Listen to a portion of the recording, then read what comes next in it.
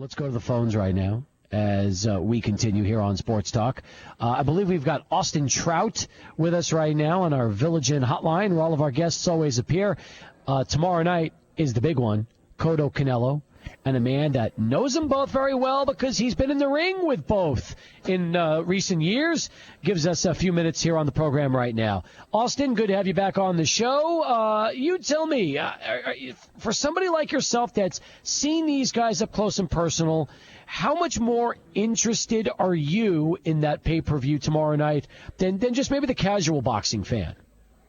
Well, as a fan, I was extremely interested when I heard the fight was made. You know, regardless of what's happened in the past, that is a good fight.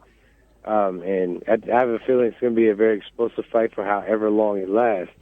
Now, being the fighter, it makes me extremely interested in the fight, of course. It would benefit my career more if Cotto wins and wins in decisive fashion, or if he even gives a good fight. But still, this is going to be a great fight, and I'm glad they made the fight. In your opinion, is Miguel Cotto now the same fighter he was when he went into the ring with you a few years back at the Garden?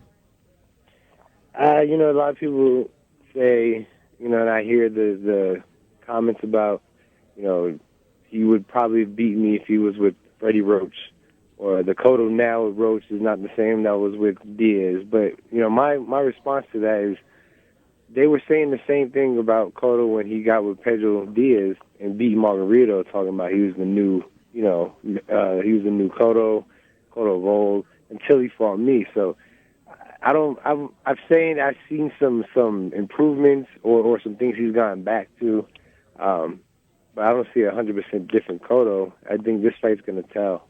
What I do see is that I see a more disciplined Cotto.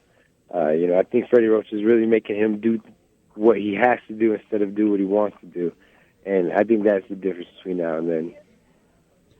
Well, let's talk about his opponent, Canelo Alvarez. How different do you think he is, especially since after you fought him and then when he lost against Mayweather, how much do you think he's improved since that fight?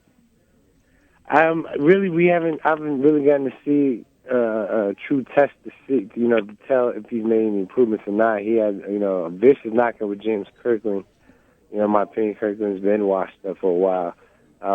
This is the test to see his improvements, I feel. And the only fact, let's just get out the way, I think Canelo's going to win tonight. But there are a few factors that give Cotto, a bit of advantage. The weight, the catch weight. Canelo's been junior middleweight most of the time, but he's a growing boy, and I think it's drained him to get to 155. But still, all the physical attributes go to Canelo. He's a stronger kid, bigger kid, younger kid. He's hungry. And Cotto's maybe not as hungry as Canelo right now. You talked about the catch weight at 155, and I was watching a special they had on ESPN how Canelo has to drop 14 pounds before he weighs in. Then he's got to try in the span of 24, 30 hours to gain all that weight back. How hard is it to do that? Well, I tell you one thing, it's fun trying to get that weight back. But, a lot of drinking water. The biggest problem with that is trying not to, overeat yourself. Eat till you're full and just try to eat a lot, a lot of different meals. But it's all part of the game, I believe when me and Canelo fought, we weighed in at 152. I think I was 152 and a quarter. He was 152 and 3/4. The night of the fight, I was 171. My man Canelo was 173. So we both got up and hydrated and felt good, which was a night of a great fight. So I don't know how hard it is for him to make 154 now. I heard he's having problems, so to get to 155 is just as hard as getting to 154. And I think that might be a big advantage to Cotto because he's never been a junior middleweight for real. How do you gain 15, 16, 17 pounds in one day? I know water can do a lot to you, but still, how do you do it? How do you find a way to put so much weight back in such a short period of time? Well, your body doesn't really want to be at the fight weight. My walk-around weight's around 175 or so. Over the course of camp, though, in the 2 months we go, I bring my weight down, gradually, slowly, till I can make to 154 weight class limit. So as soon as your body gets that green to blow up, get back to the way it wants to be, it's not hard. It's not really hard at all. Your body's waiting to get back to its natural weight. So does it make you feel better? Yeah, absolutely. You feel replenished. And if you notice guys the day of the weigh-in, look at the picture of the day of the weigh-in and look at the picture of the day of the fight. They look more full, not so sick in a sense. They look happy because they've gotten to eat. Starving's done. In a sense, then, isn't it kind of crazy that you're making weight, but when you go into the ring, you don't even resemble that weight? It's kind of ridiculous when you really think about it, that, that fighters have to go through that. It's almost like they should weigh in at their natural fight weight and stay there instead of trying to put on what I understand is 52,500 calories, Austin. That's how much it is to gain 15 pounds between the weigh-in and the fight night. Yeah, it's good. But see, what the thing is? If I went to fight at 175, that's light heavyweight.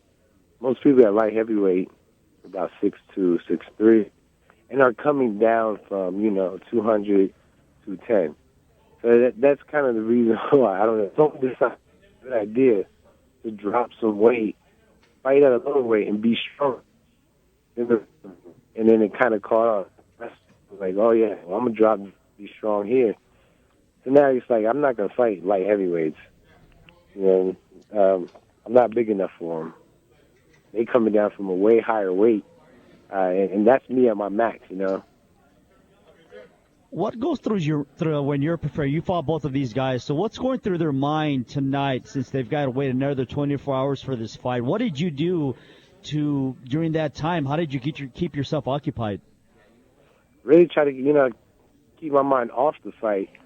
Try to save my energy for the fight. The more I think about the fight, the more nervous I get, the anxiety kicks up. So, me personally, I watch, cartoons and play video games, just joke around with my team. But as far as, in the locker room mentality, I'm sure Cotto is thinking this could be the defining fight of his career in the best way he could bow out. History books would definitely talk about him forever with the win tonight.